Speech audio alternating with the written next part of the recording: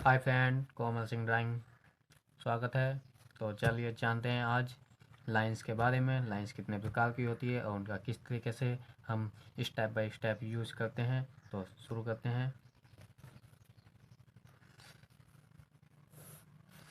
Number 1 line, इसको बोलते हैं हम हॉरिजॉन्टल लाइन।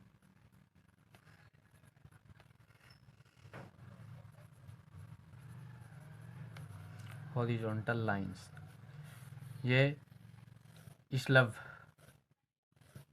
सीधी रेखा होती है और दूसरी लाइन होती है हमारी वर्टिकल लाइन।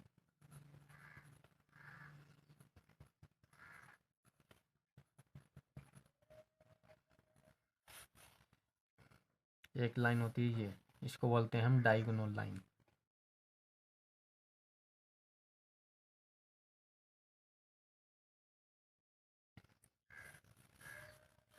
ये होती है कर्व लाइन।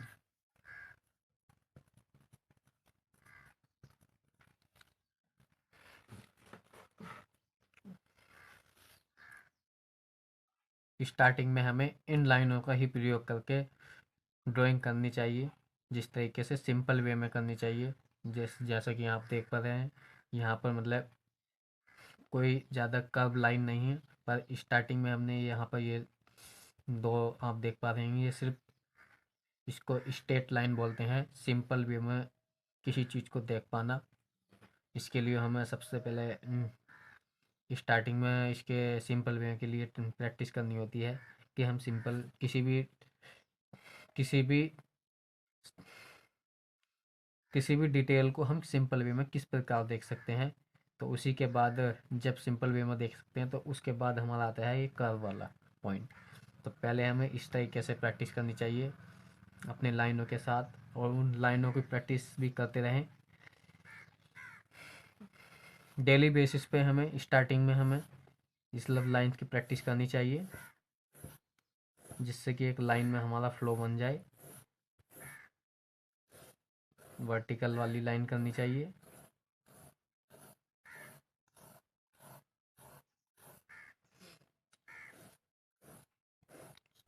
ये इस तरीके से करनी चाहिए डायगोनल।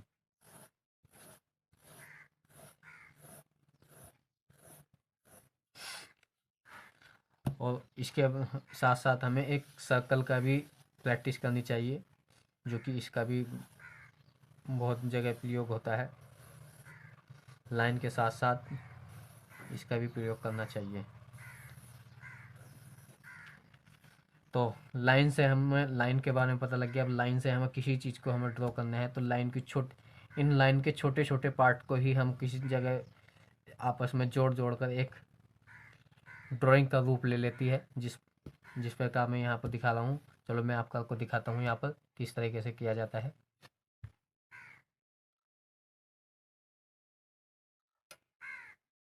अब आप देख पा रहे हैं यहाँ पर एक ये पैरोट की इमेज है। तो हमें इसे सिंपल वे में देखना है, और सिंपल वे में देखने के लिए जिस तरीके से बता रहा हूँ, देखो इसे सिंपल वे में किस प्रकार देख सकते हैं। एक ये ऊपर की लाइन होगी, ये नीचे की लाइन होगी, यहाँ तक की। मतलब हमें इस चीज़ का यहाँ पर ध्यान रखना है। देखो कि जितन मतलब एक अनुपात में रेशियो बनाना है इसका, कि कितना कहाँ तक का कितना लाइन जाएगा।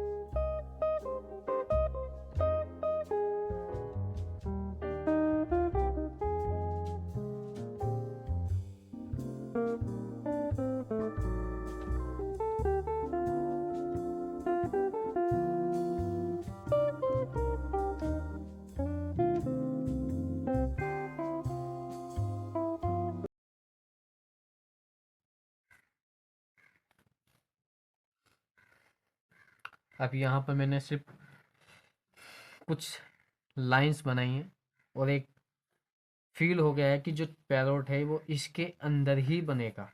मतलब इसके बाहर नहीं जाएगा, सिर्फ एक बॉर्डर जिस प्रकार से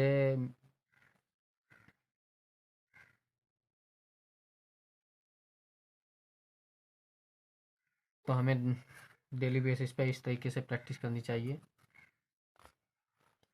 जैसा कि ये देखिए यहाँ पर इसकी दिखाता हूँ यहाँ पर।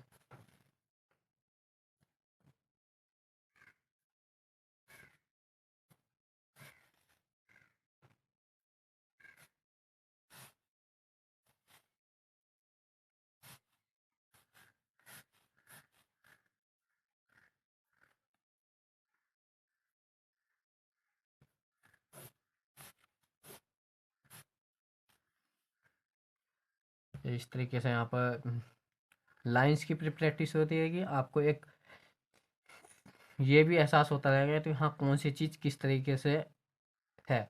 अब जैसे पैरोट है, पैरोट का आपको एक कुछ जेस्चर पता लग गया होगा कि इस तरह का जेस्चर है। अगर हमें कुछ का जेस्चर बनाना है, मान लो आपको बैंगन का जेस्चर बनाना है, तो बैंगन का जेस्चर भी कुछ स्टार्टिंग में थोड़ा नीला रहेगा, फिर बाद में चौड़ा हो जाएगा। तो इस तरीके से एक जेस्चर बन चुका है। तो इस तरीके से हमें लाइन की प्रैक्टिस करनी चाहिए, उसके बाद हमें डिटेलिंग बनाना चाहिए। तो स्टेप बाय स्टेप चलना है। तो आज के लिए इतना ही। Thank you.